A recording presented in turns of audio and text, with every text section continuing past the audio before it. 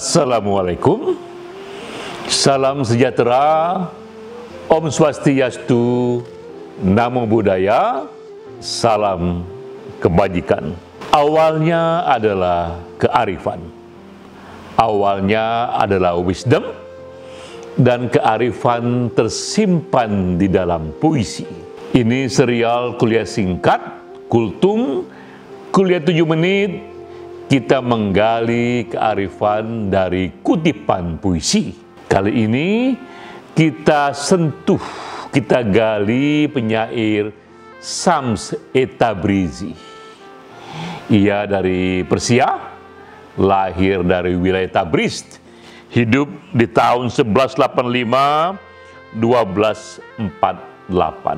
sekitar 900 tahun yang lalu.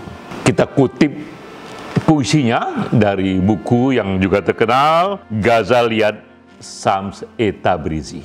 Ia seorang sufi dan dikenal guru dari Jalaluddin Rumi.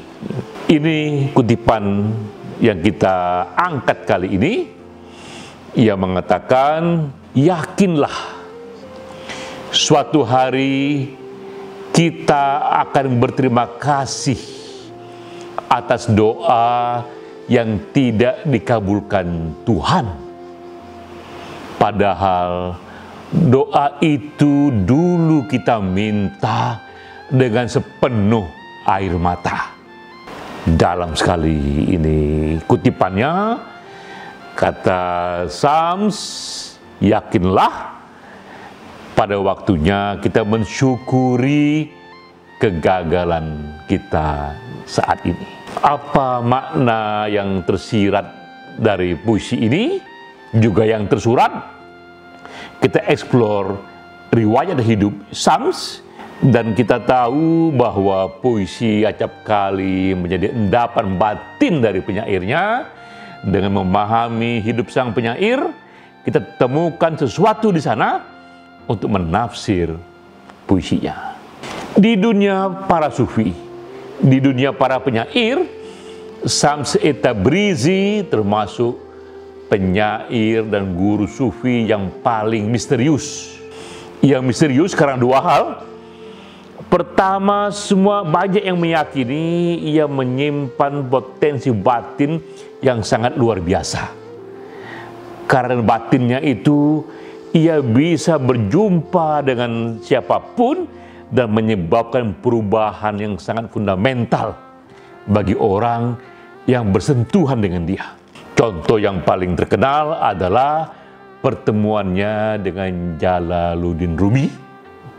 Hanya 4 tahun saja ia bersentuhan dengan Rumi, dan kita tahu Rumi berubah total dari yang tadinya ia seorang guru agama yang kerjanya membuat fatwa karena ia juga seorang ulama. Setelah jumpa dengan Shams, ia berubah total menjadi seorang sufi yang asketis, seorang penyair yang minta ampun dalamnya. Sampai sekarang kita merasa Jalaluddin Rumi, ia guru dari para guru, puisi-puisinya begitu indah dan hidup hingga sekarang, sehingga di Amerika pun dikenal ia penyair yang paling populer, melampaui para penyair barat, bahkan 800 tahun setelah kematiannya. Rumi ini disentuh oleh Shams Tabrizi. Hal lain dari Shams yang misterius adalah ia tiba-tiba saja menghilang. Setelah 4 tahun berjumpa Rumi, ia menghilang. Tak diketahui menghilang kemana dan mengapa. Rumi mencari kesalahan kemari, tak pernah kejumpa. Hilangnya Syam ini membuat satu tekanan batin yang mendalam pada Rumi, tapi akibatnya keluar banyak sekali puisi dan puisi-puisi Rumi setelah menghilangnya Syam, dikumpulkan menjadi puisi yang dipersembahkan kepada sang guru, kepada Shams Tabrizi. Dari Rumi pula salah satunya kita tahu riwayat hidup Shams. bahwa Syams ini tak hanya dia ahli puisi, ini juga khas para penyair zaman itu. Umumnya mereka sangat mendalami filsafat, mendalami ilmu agama. Bahkan untuk Syams, ia pun ahli kimia, ia ahli ilmu alam. Sepanjang hidupnya ia berkelana kesana dan kemari.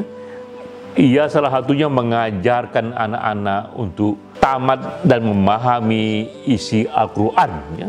Ia dikenal mempunyai metode yang membuat anak-anak dalam waktu 3 bulan dapat dapat hafal Quran secara menyeluruh. Dalam perjalanannya, sepanjang hidupnya, sampai usianya 60 tahun.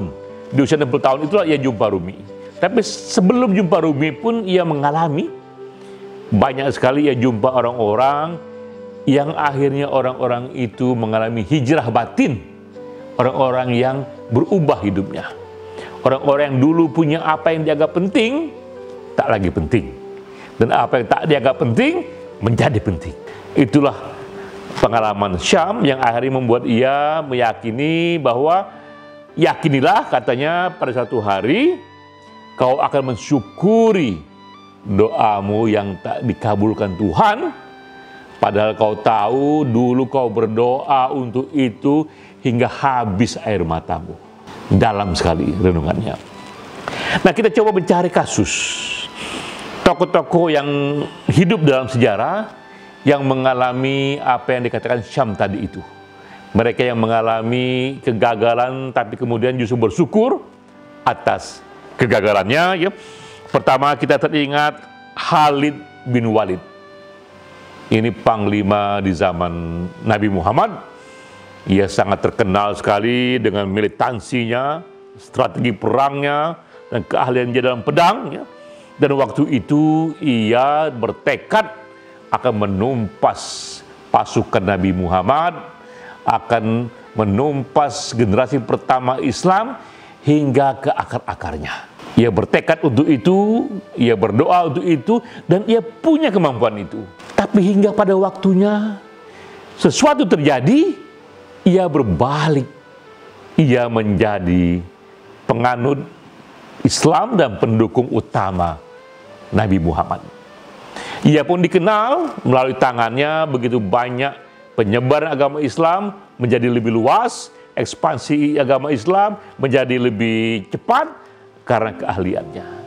Suatu ketika ia pun merenung dan mensyukuri betapa dulu doanya ingin menumpas Nabi Muhammad tidak terkabul. Dulu ia menyesal itu, sekarang ia mensyukuri itu karena ia sekarang berada di samping Nabi Muhammad. Kita lihat hijrah batin, apa yang dulu dianggap sangat penting, tiba-tiba justru disyukuri sebagai hal yang jangan terjadi. Karena udah pindah batinnya itu. Tokoh kedua yang juga kita ingat adalah Paul the Apostle. Ini justru dari pihak yang lain, dari agama Kristen. Paul sangat dikenal waktu itu. Ia juga seorang intelektual, seorang guru, seorang aktivis yang keras sekali ingin menumpas Nabi Isa atau Yesus menurut orang Kristen. Ia ingin tumpas hingga setuntas-tuntasnya. Ini ia anggap agama yang menyimpang, agama yang harus dihabiskan sebelum cepat ia tumbuh. Paul pun kerjakan apa yang dianggap penting, ia sangat cerdas, ia pandai membakar massa, ia kerjakan itu, ia berdoa untuk menumpas itu. Sampai pada satu waktu, dalam perjalanan hidupnya, ia berubah. Yang dikisahkan, ia melihat cahaya, dan kemudian ia berbalik mendukung Yesus, mendukung Nabi Isa, sehingga kini ia dikenal, bahkan ia yang merumuskan teologi dari agama Kristen. Pada masa itu pun, ia merenung, ia mensyukuri betapa dulu itu doanya, keinginannya menumpas agama Kristen.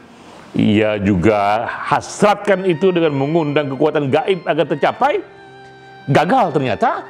Dulu ia sangat sedih dengan kegagalan itu, dan saat itu kemudian ia syukuri karena ia sudah menjadi bagian dari tumbuhnya agama Kristen. Kita lihat dua sosok yang nyata dari agama Kristen, dari agama Islam, betapa kadang-kadang apa yang dulu kita anggap penting, apa yang kita minta dengan air mata tak tercapai, ternyata kita syukuri kegagalan itu karena hidup kita sudah berubah.